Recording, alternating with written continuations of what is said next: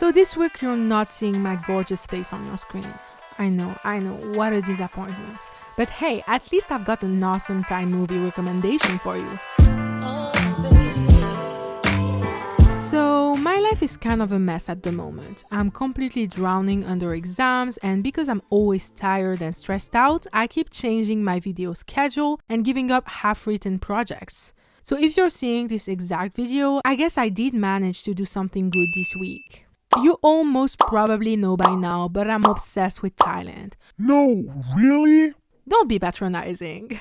But yeah, it's really obvious, and one thing I love doing apart from binging Thai series is binging Thai movies. I've always loved both mediums for completely different reasons, and even though my character development loving ass tends to get a lot more attached to series, I must admit there's something about a good movie that feels pretty special. And you know what's great about a good movie? You can literally watch it in the worst conditions possible, and it will still have you standing it by the time the screen goes black. That is definitely what happened for me in the case of Happy Old Year. This movie actually had been on my to-watch list for a few months, but I had a feeling about it that it would need my mind to be ready and would also probably make me cry. And I was absolutely right.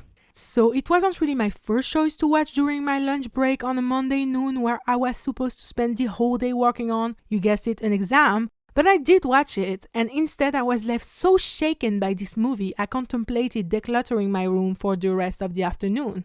The movie opens on white, empty rooms. It's shot in whatever format a film bro will probably tell us about in the comment section, with 2 black bars on the side of the image that are not usually there. Already this feels pretty unsettling, a bit suffocating even. We see the main character, Jean, giving an interview in this big white space. She looks relaxed, happy even, which contrasts with what the viewer is actually feeling. That smile goes away pretty fast though, leaving place for the opening credits. What the viewer doesn't know at that moment of the movie is that they are actually watching its end. Well, the scene doesn't appear again at the end, but the whole movie is set before this scene. It actually doesn't influence the whole viewing experience at all, but in retrospect, it totally changes the meaning of the ending. But I'm not here to spoil you the movie though. This whole video is meant to encourage you to watch it. So I actually won't say much about the plot, except that it's the story of Jean who wants to transform her dad's abandoned music school into a minimalist office. And for that she has to get rid of a lot of things. A whole absolute lot. This whole movie is about objects. Well, it's mostly about Jean as a character who wants to get rid of objects, but it's also about why random things in our room still hold so much importance to us with the memory they carry. With her cold and unemotional stance on throwing everything out, Jean actually infuriates the viewer at first. Doesn't she care about her past at all? Not even a little bit? Well, you can already guess the answer. Of course, things aren't like they originally seem. There's this scene that breaks the status quo around 30 minutes into the movie. We haven't had the time to get bored yet, but the change of pace is appreciated. It's around that time that the real plot of the movie is revealed, unfurled carefully in front of our eyes. I'm trying to stay vague about this movie because since it's one of these movies where not much happens, if I give away too much, it might ruin it for you. But coincidentally, I'm also not sure it would change much either. This is the kind of movies that are not for everyone. They either bore the hell out of you or become an instant favorite like it did for me. Personally, sometimes movies like this one, slow burning and introspective, bore me to sleep. Sometimes they don't. It depends not only on the actual quality of the movie, but also on how the message resonates with me. And oh, did the message of this movie resonate with me. There's this shallow atmosphere to the whole movie. Not because the movie in itself is shallow, hell no, but because something feels a little bit wrong. There's the way Jean talks and the way she acts, the way she smiles and the way she cries. And as you might know, I'm one of those people who tend to try to relate to every character in order to enjoy a piece of media. Character development is always the most important thing for me. And here, despite how quirky the cinematography and aesthetic are, despite how strong in its simplicity the writing is, Jean is the central element that makes it all fit together in a cohesive jam. It's quite clear that Jean is pretty broken. Her dad doesn't recognize her voice on the phone, her mom is a depressed mess, and her ex-boyfriend came back in her life in a way that doesn't let her either move on or get rid of her guilt. This whole movie is the journey of Jean trying to fix an unfixable situation. It's about her thinking change will be the solution, that it will heal the wounds that need healing, and the movie makes it pretty clear if it works or not. I never thought a movie about an almost 30 years old woman decluttering her home would make me sob like it did at 2 p.m. on a Monday.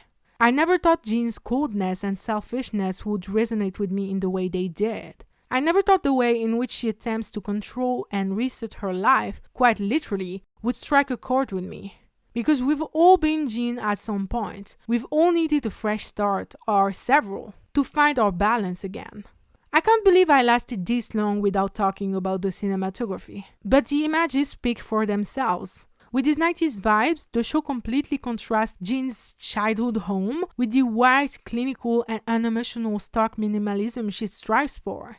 She quite literally wants to go from the maximalism of her emotions and memories to a clean slate, a very empty one. The filming shots are quirky and capture Jean's emotions and point of view perfectly. Her fake smiles, her awkward moments, her tears, her guilt. The shots are often close-ups of faces or hands or things. The camera wants to set an intimate movie that's much more than just about decluttering.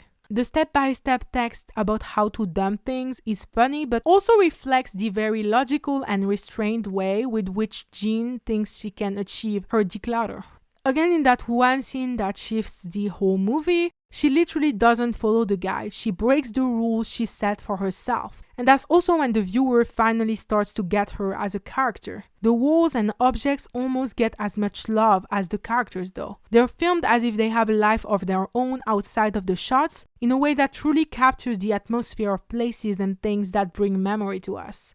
The cinematography is just perfect for that and serves to both advance the story and be just really freaking pretty. The pace was also just right. As I said, it's when the viewer's attention starts wavering that the movie shifts and suddenly it becomes about way more than just cleaning a house. I love the way the movie didn't waste any time. The scenes come and go quickly, enough so the viewer doesn't get bored, but most of all so he keeps on high alert. Once again, on the surface, this is a slow movie about boring things for most people, yet there is still enough going on that you don't lose that slow burning feeling while also feeling like a lot is going on. Probably because there is. The main point of this movie is the turning point in Jean's life and what she sacrifices to get to it. And the pace goes perfectly with every moment. The score was just really damn cool. I love music, but I don't usually tend to pay much attention to movie scores. Here, because the building she wants to renovate is an old music school, there's often these orchestral sounds to the scenes, but it does stay pretty discreet. The music is definitely not what you will notice first, yet it complements every scene so well I couldn't not mention it.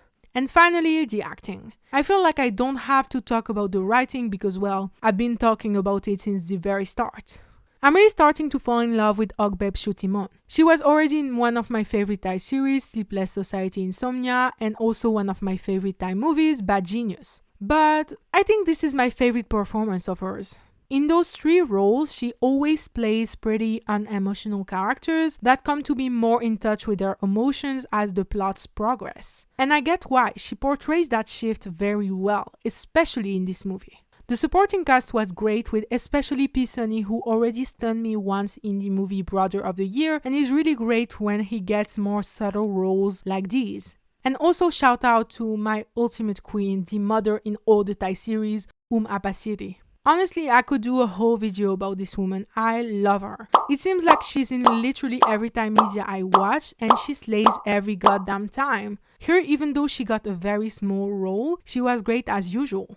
I also really like the brother and PM's girlfriend. I love seeing some great siblings relationships, as well as two women with a history with the same man, not tearing each other down, but actually building a semblance of friendship and being genuinely nice and honest with each other. It's so rare to witness, it made me really happy. Happy Old Year isn't a feel-good movie. It doesn't end on a everything will be okay note. It isn't particularly happy at any point, yet it's not a depressing movie either. It's bittersweet. It's realistic. It doesn't baby Jean, and instead lets her make mistakes and be in pain. I myself am at a turn in my life. Not as radical and hopefully not as painful as Jean's, but I have some decluttering of my own to do in the hope of starting a new chapter. And sometimes, most times, growing and evolving comes with the pain of letting go.